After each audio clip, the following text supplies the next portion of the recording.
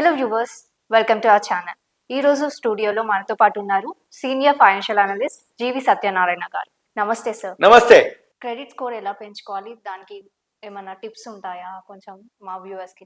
Okay, credit score అనేది loan కోసానికి అత్యవసరం. రెండోది, క్రెడిట్ స్కోర్ అనేది ఎవరికైనా సరే, అంటే లోన్ తీసుకోపో, కానీ క్రెడిట్ స్కోర్ అనేది ఇంపార్టెంట్. అది ఎంత ఇంపార్టెంట్ అంటే ఇప్పుడు ప్రధానికి CIBIL score, credit score check చేస్తారు.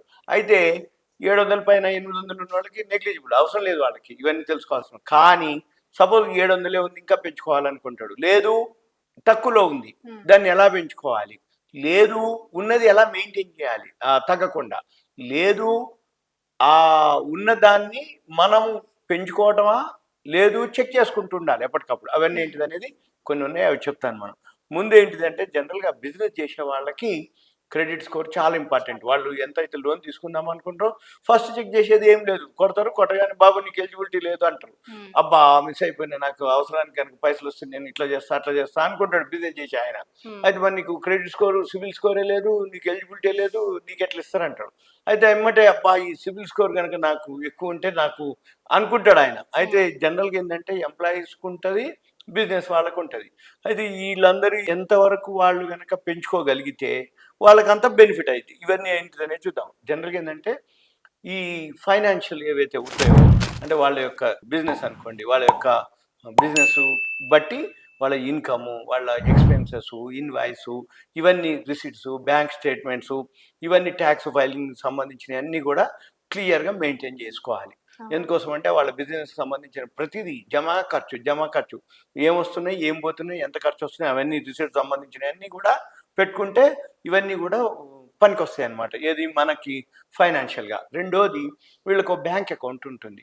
ఈ బ్యాంక్ అకౌంట్ ఏదైతే కరెంట్ అకౌంట్ ఉంటుందో, బిజినెస్కి కరెంట్ అకౌంట్లే ఉంటాయి. ఇండివిజువల్గా అయితేనే సేవింగ్స్ అకౌంట్ అవి ఉంటాయి, బిజినెస్ కరెంట్ అకౌంట్. ఈ కరెంట్ అకౌంట్లు ఏవైతే ఉన్నాయో వీళ్ళు ఏం చేయాలంటే, వీలైతే 2-3 కరెంట్ అకౌంట్లు వేరు బ్యాంకుల్లో ఓపెన్ చేయాలి. అప్పుడు దానికి ఏమైందంటే, ఏదైతే క్రెడిట్ స్కోర్ చూసేటప్పుడు అంటే ఒకదానికి సంబంధం ఉండదు అనమాట. అందుకని మనం లోన్ తీసుకునేటప్పుడు ఎక్కువ శాతం అందుకని ఏదైనా హెల్ప్ అవుతుంది, అందుకని వేరుగా తీసుకోవాలి. తర్వాత మనం ఎవరైతే బిజినెస్ చేస్తారో, ఏ బిజినెస్ చేసినా ఎక్కువ శాతం ఇండివిజువల్గా ఉంటారనుకో. ఇండివిజువల్ కంటే కూడా వాళ్ళు ఏం చేయాలంటే ప్రైవేట్ లిమిటెడ్ కానీ పార్ట్నర్షిప్ కానీ చేయాలి. వాళ్ళ బిజినెస్ని పార్ట్నర్షిప్ ఫర్మ్ కానీ లేకపోతే ప్రైవేట్ లిమిటెడ్ అని ఒక ఇన్కార్పొరేట్ చేసుకోవాలి. ఓ సీఏ దగ్గరికి వెళ్తే ఆయన పార్ట్నర్షిప్ ఫర్మ్గా మెయింటైన్ చేస్తారు. దానివల్ల ఏమైందంటే ప్రతిదీ కూడా మనం ఆ రికార్డ్స్లో కనుక ఎంటర్ చేస్తే రేపు ఒక పునాది ఏర్పడుతుంది. రేపు బిజినెస్ చేసేటప్పుడు ఫస్ట్లో కొంచెమే ఉంటుంది, కానీ ఇండివిజువల్గా ఎంత చేసిన దానికును ఒక ప్రైవేట్ లిమిటెడ్గా ఒక పార్ట్నర్షిప్ చేసేదానికి చాలా ఉంటుంది.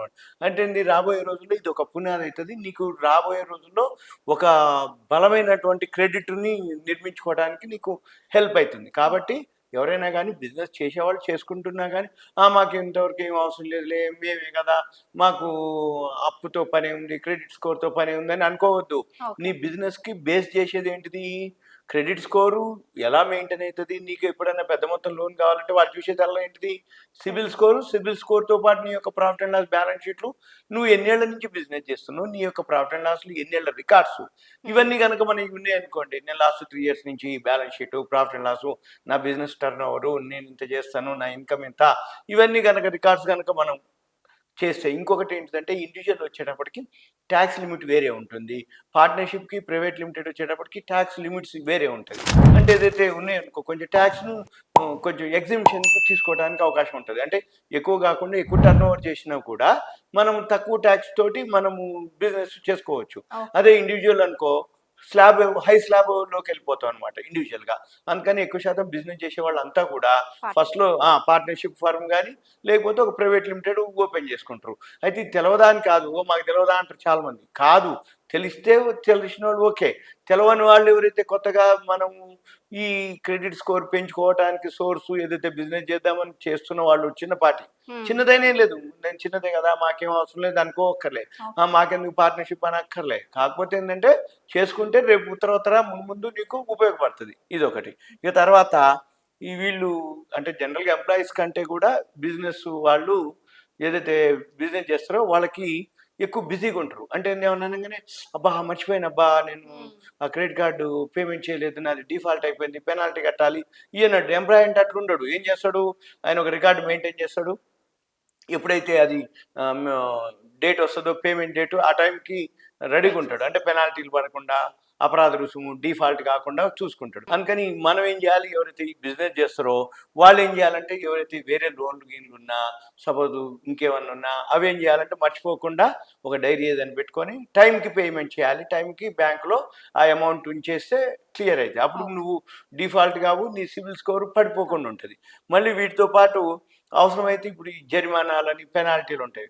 ఒకటో జరిమానా పడుతుంది, పెనాల్టీ పడుతుంది, అపరాధ రుసుము పడుతుంది, మళ్ళీ నీ సిబిల్ స్కోరు తగ్గిపోద్ది. దాని బదులు నీకు పెనాల్టీలు పడవు, టెన్షన్ ఉండదు, తర్వాత నీ సిబిల్ స్కోరు అలానే ఉంటుంది. వీలైతే ఇంకా పెంచుకోవడానికి మనం ఏం చేయాలనేది చూడాలి. అందుకని జనరల్గా ఏంటంటే ఎక్కువ శాతం టైంకి ఏవైతే పేమెంట్స్ ఉన్నాయో విత్ ఇన్ టైంలోనే మనం రిమైండర్స్ రాకుండానే చేసుకోవటం మంచిది.